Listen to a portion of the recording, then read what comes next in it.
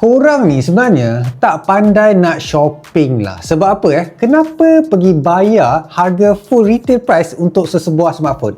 Sebagai contoh, dekat sini, Poco X7 Pro. Harga dia RM1,500. Tapi korang sebenarnya boleh dapatkan dekat Bag Orange, harga dia RM1,100 je tau. So dekat situ kalau korang bayar full, maaf aku cakap, korang tak pandai nak cari, korang tak pandai nak shopping. Apa yang bestnya pasal telefon Poco ni, once kau dapat diskaun sampai RM500 kot. Dekat sini dia actually pakai prosesor daripada MediaTek 8400 Ultra. Dekat sini pun dia ada cooling system yang bagus tau. So korang main game pun tak ada isu panas. Aku dah tengok dekat community, aku dah tengok dekat user, semua cakap benda yang sama bila korang main game ML. And even korang boleh main game ML at 120 FPS. Tu yang kita nak bila kita nak beli sesebuah smartphone yang harga diskaun. Lepas tu harga pun murah juga.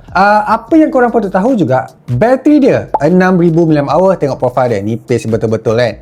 Tak macam 6000 pun. And then 90 watt fast charging yang dia actually bagi dekat dalam kotak. Dia bukan korang kena beli asing. Dia bukan macam brand buah ke apa ke, tak. Aku nak highlightkan juga dia punya screen 6.67 inci 120Hz AMOLED. So dekat sini korang boleh dapat screen yang cukup terang sampai 3000 nits of brightness. Kalau ikutkan lah kan, display dia ni tak adalah macam wow sangat, tapi untuk harga macam ni quite impressive bagi aku. Tapi dia run latest software ke? Android 15 dengan latest HyperOS daripada Xiaomi, made untuk Poco. Kekurangan dia cuma dia punya OS upgrade je, 2 tahun korang boleh upgrade dan 3 tahun security. Tapi benda tu mungkin korang boleh ignore kot, sebab harga dia tak semahal macam yang boleh upgrade lagi banyak.